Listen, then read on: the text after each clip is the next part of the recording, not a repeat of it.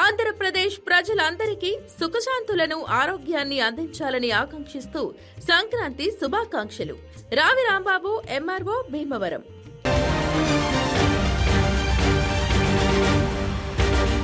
దాదాపు 3 నెలల విరామం తర్వాత తెలుగు రాష్ట్రాల్లో మళ్లీ పెళ్లిళ్ల సందడి మొదలైంది. శుక్ర పౌర్ణమి కారణంగా నవంబర్ నుంచి నిలిచిపోయిన శుభకార్యాలకు ఫిబ్రవరి 17తో అడ్డంకులు తొలగిపోయాయి. దీంతో వధూవరులకు కుటుంబాలు పెళ్లి పనుల్లో నిమగ్నమయ్యారు. కళ్యాణ మండపాలు మళ్లీ కలకల్లాడనున్నాయి.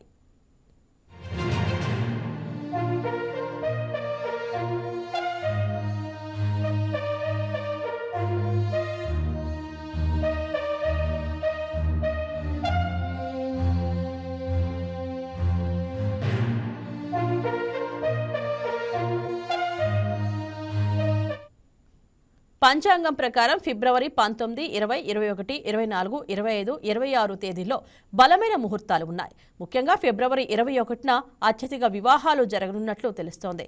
దీని తర్వాత మార్చి, ఏప్రిల్, మే, జూన్, జూలై నెలల్లో కూడా శుభ ఘడియలు ఉండడంతో పురోహితులు, వెడ్డింగ్ ప్లానర్లు, క్యాటరింగ్ చేసేవారు పూర్తిగా నిండిపోయారు.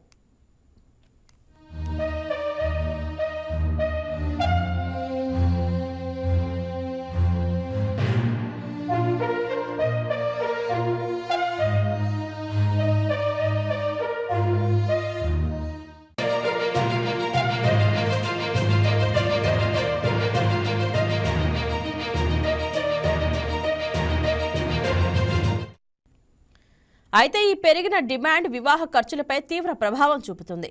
ఫంక్షన్ హాళ్లు, పురోహితులు, క్యాటరింగ్ సర్వీసులు రేట్లు ఆకాశమంటుండటంతో వధూవరుల తల్లిదండ్రులు ఆందోళన చెందుతున్నారు. గతంలో 25 నుంచి 60 వేల మధ్య ఉండే పురోహితుల సంభావన ఇప్పుడు 40 నుంచి 80 వేలకు చేరిందని పలువురు వాపోతున్నారు. అదేవిధంగా 10 లక్షల అద్దె పలికే ఫంక్షన్ హాళ్లు ఇప్పుడు 13 లక్షల వరకు డిమాండ్ చేస్తున్నారని చెప్తున్నారు. ఇదిలా ఉంటే పెళ్లిల్లో కీలకమైన బంగారం ధరలు కూడా పెరగడంతో కుటుంబాలపై మరింత భారం మోపుతోంది. దీంతో శుభ ఘడియలు వచ్చినా పెరిగిన ఖర్చులను చూసి చాలా కుటుంబాలు సతమతమవుతున్నాయి.